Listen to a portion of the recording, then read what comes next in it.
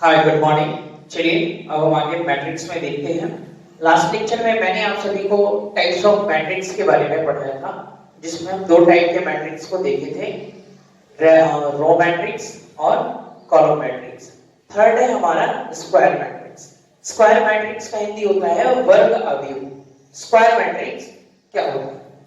Square matrix यानी कहने का मतलब वैसा मैट्रिक्स जिसमें नंबर ऑफ रो यानी पंक्ति की संख्या equal to number of columns यानी स्तर की संख्या के बराबर हो। यानी अगर ऑर्डर क्या होता है, सेम होता है, यानी हमारा ये भी कह सकते हैं कि m बराबर क्या होगा, n होगा, तब हम क्या बोलेंगे कि वो मैट्रिक्स हमारा स्क्वायर मैट्रिक्स होगा।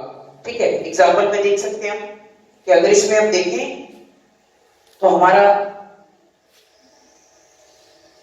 दो रो है और दो कॉलम है। ओके, तो 2 इंटू 2 का ये ऑर्डर है, तो इसको हम क्या बोलेंगे, ये स्क्वायर मैट्रिक्स है। यहां देखते हैं हम, इसमें हमारा 3 रो है, ये पहला रो हो गया, ये सेकंड रो, ये थर्ड रो, ठीक है ना, ये पहला कॉलम C1 C2 ये C3, यानी कहने का मतलब 3 कॉलम है और 3 हमारा रो है। ठीक है, तो ये क्या हो गया हमारा 3/3, ठीक है ना, 3/3 बोलते हैं इसको, 3/3 का हमारा ये मैट्रिक्स है जो कि स्क्वायर मैट्रिक्स है।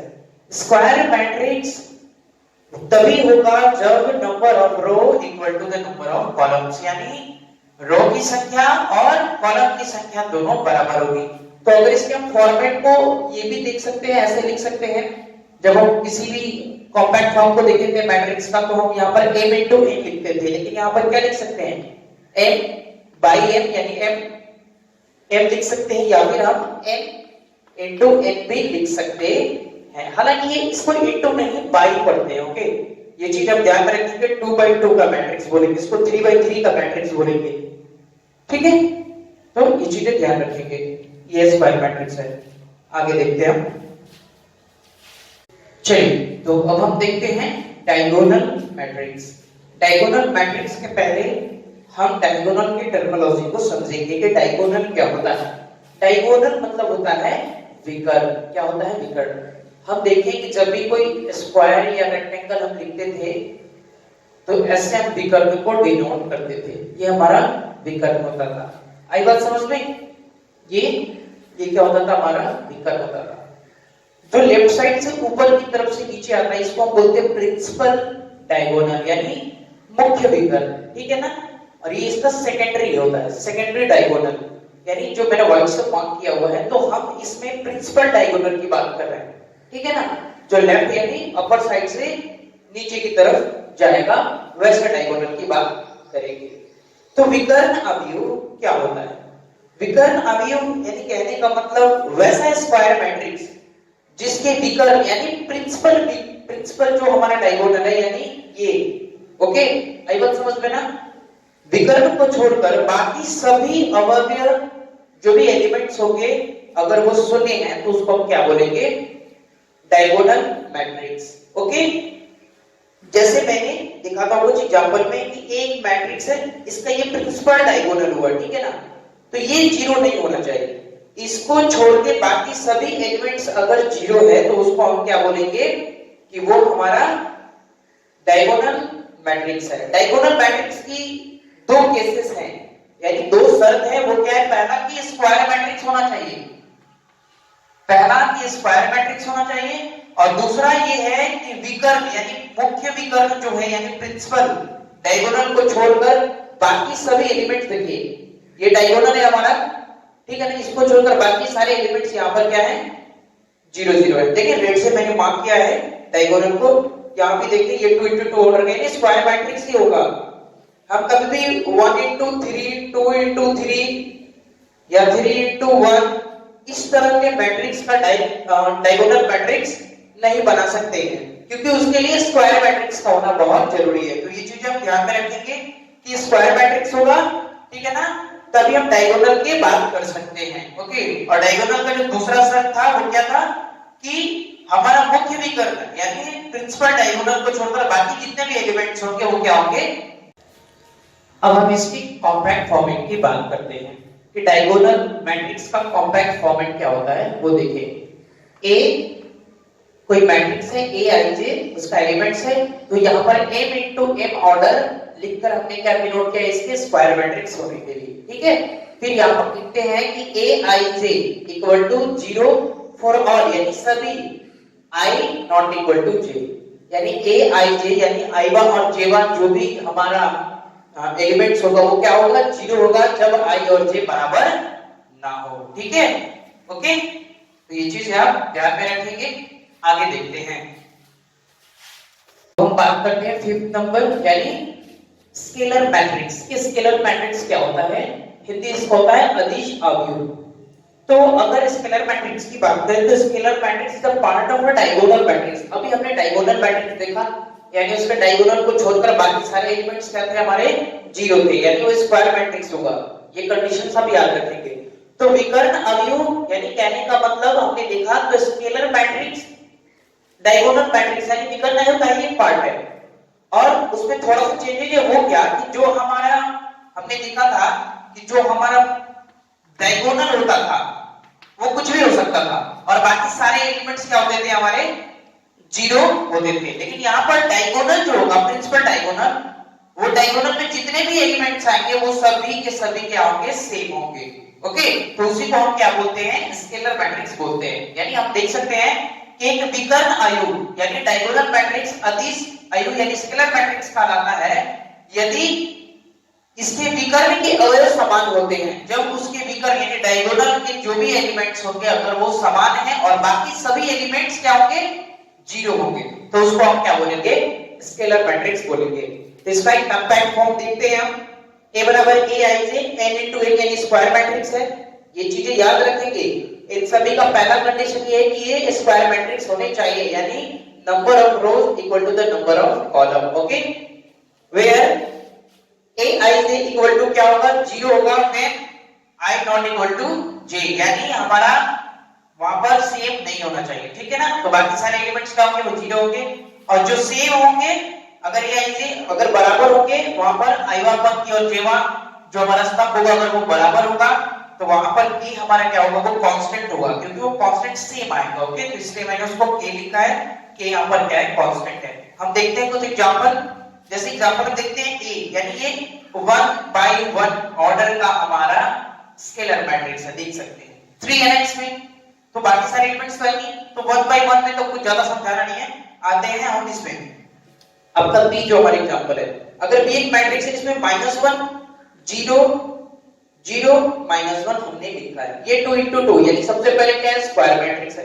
अब जरा ध्यान देंगे यहाँ पर कि जो -1 है और ये -1, तो डायगोनल में जो मैट्रिक्स है वो क्या है सेम है।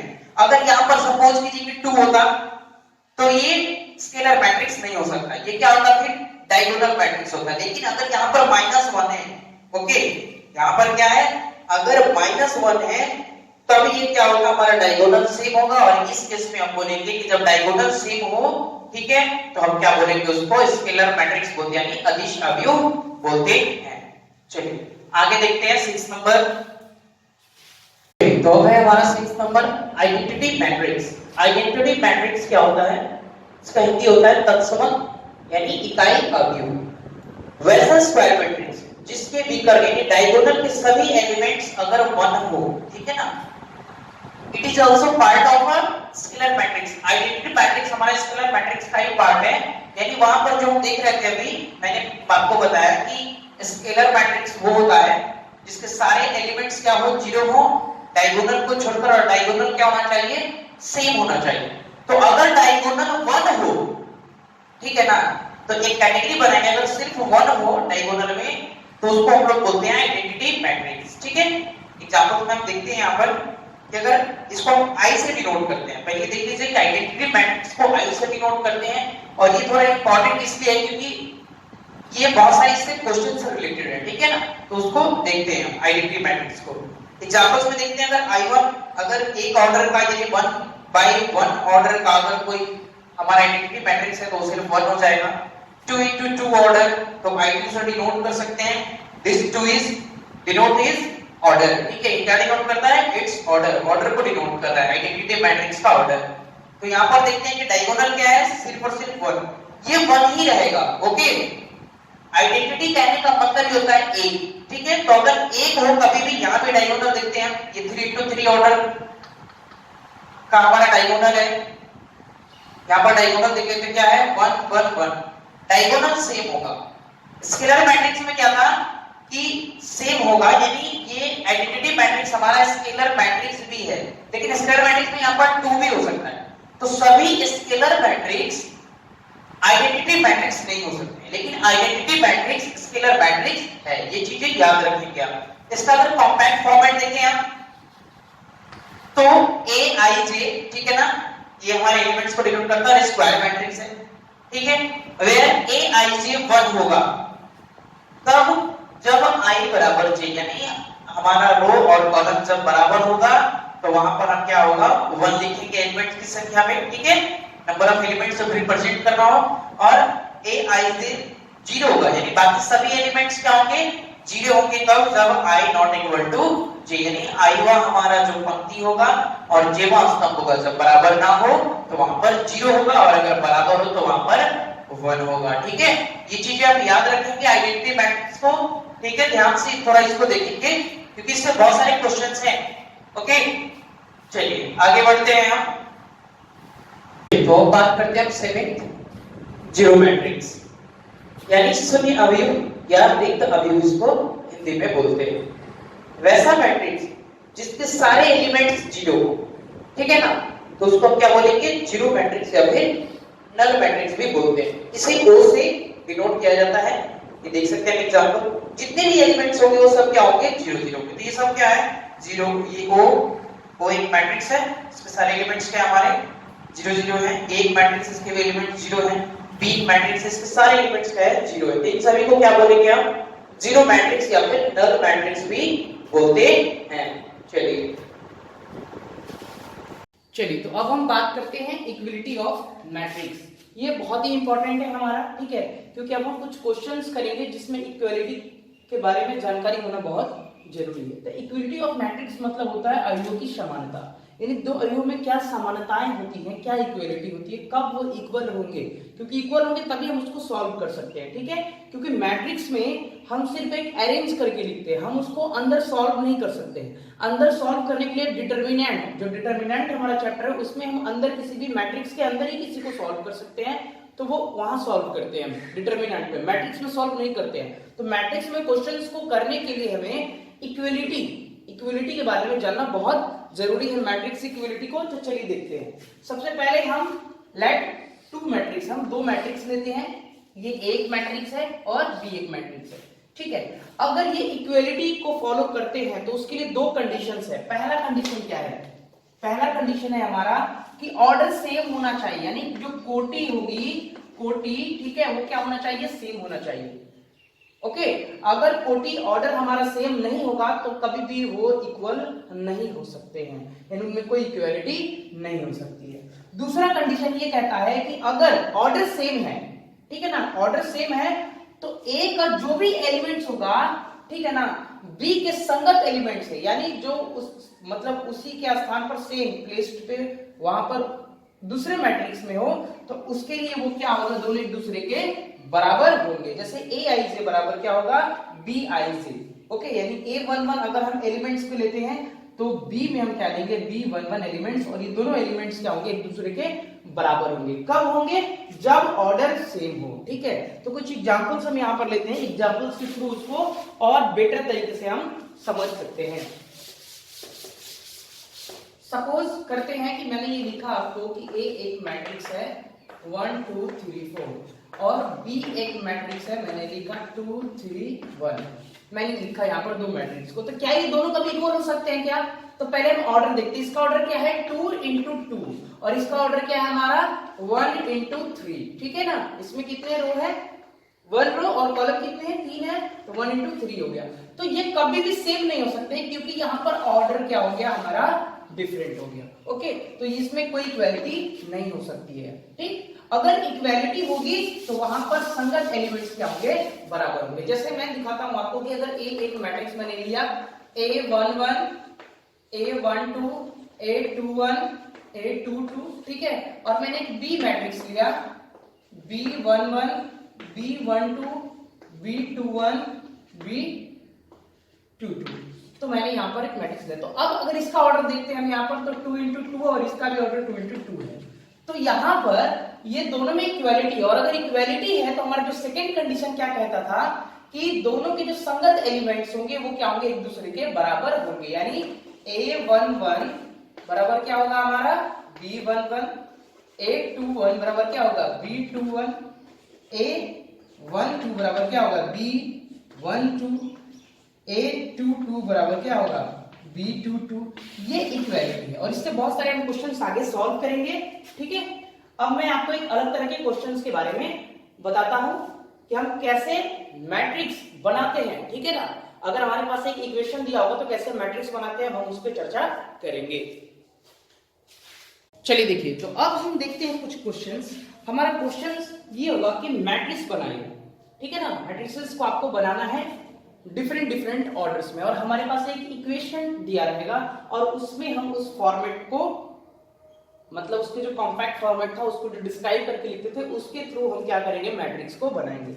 जैसे मान लीजिए कि दे दिया कि हमें 2 into 2 ऑर्डर का मैट्रिक्स बनाना है, ठीक है, और हमने ये एक पहला क्वेश्चन है, सेकंड क्वेश्चन है, ठीक है ना। ये पहला क्वेश्चन हमें दे दिया कि इसके थ्रू आप बनाइए 2 into 2/2 ऑर्डर का हमें मैट्रिक्स बनाना है। तो आइए देखते हैं कैसे बनाएंगे। तो सबसे पहले 2 into 2 ऑर्डर का एक मैट्रिक्स का हम डिस्क्रिप्शन तैयार करते हैं। तो अगर हम लिखें एक मैट्रिक्स को ए से, लेट मैंने क्या माना कि वो मैट्रिक्स क्या हो गया हमारा, एक मैट्रिक्स है जो 2 into 2 ऑर्डर का मैट्रिक्स। देखते हैं क्या हो जाएगा, A11, A12, A21, A22।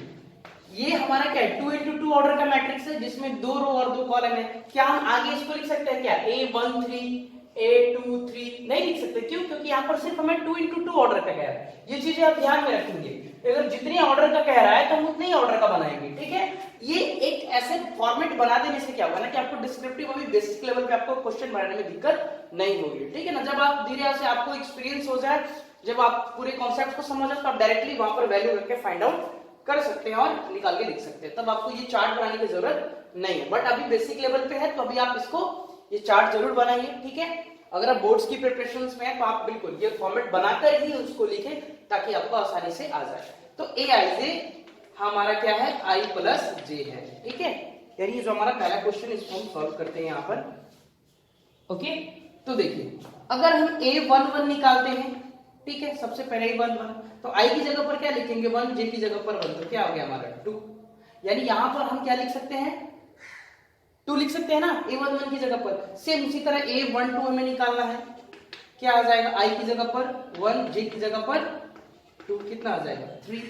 फिर हमारे यहाँ पर क्या है A21, यानी यहाँ पर हम क्या लिखेंगे, I की जगह पर अब हमारा 2 हो जाएगा और हमारा J की जगह पर क्या होगा 1, यानी कितना होगा 3। अगर A22 देखते हैं क्या होगा हमारा, तो I की जगह पर कितना 2 और J की जगह पर कितना 2। ये जो इक्वेशन उसी में वैल्यू को पुट करना है, ठीक है ना। तो क्या होगा हमारा A22 कितना हो जाएगा 4। यानी अब मैं इसके मैट्रिक्स बना चुका हूं 2 into 2 ऑर्डर्स का। तो वो क्या होगा इसका, A11 की जगह पर क्या था 2 था, A12 की जगह पर क्या था 3 था, A21 की जगह पर क्या था 3 था और A22 की जगह पर क्या था 4 था। ये हमारा मैट्रिक्स तैयार हो गया, ठीक है। तो ऐसे क्वेश्चंस होंगे, आप ये भी क्वेश्चंस इसको बना लेंगे, ठीक है ना। और मेरे ख्याल से एनसीईआरटी में आपका बहुत सारा है, 3/4 पे भी होंगे, 3/3, ऐसे बहुत सारे हैं। अगर आप खुद से भी प्रैक्टिस कर सकते हैं, ठीक है। तो आप अगर आर डी शर्मा या फिर एनसीईआरटी बुक, पहले तो आप एनसीईआरटी बुक्स को खत्म करें, उसके बाद आप आर डी शर्मा या आपको जो भी अच्छा लगे आपके पास बुक्स, आप उसको बनाएं। तो 3 to 3 ऑर्डर के भी जितने भी मैट्रिक्स हम बनाते हैं, पहले उसके फॉर्मेट को लिखेंगे A11, A12, A13, A14 हो सकता है क्या, नहीं होगा। ये चीजें याद रखें, क्यों, क्योंकि हमें सिर्फ 3 ही लेना है ना, हमारा कॉलम भी 3 होना चाहिए और रो भी 3 होना चाहिए। तो अगर हम A14 यहाँ पर लिखते हैं तो कॉलम क्या हो गया 4th हो गया ना, तो इसलिए नहीं लेंगे, ओके। इन चीजों को ध्यान रखेंगे। फिर A21, A22, A23, A31, A32, A33, ये हमारा 3 into 3 ऑर्डर का तैयार हो गया एक डिस्क्रिप्शन, यानी कॉम्पैक्ट फॉर्म मैंने यहाँ पर उसका पूरा डिस्क्राइब करके लिखा 3x3 ऑर्डर का, और इसके बेस पे भी बहुत सारे क्वेश्चन है आपके एनसीईआरटी में, तो आप उसको सॉल्व करेंगे तब तक। ठीक है, आगे हम फिर नेक्स्ट क्लास में पढ़ेंगे। चलिए, थैंक यू।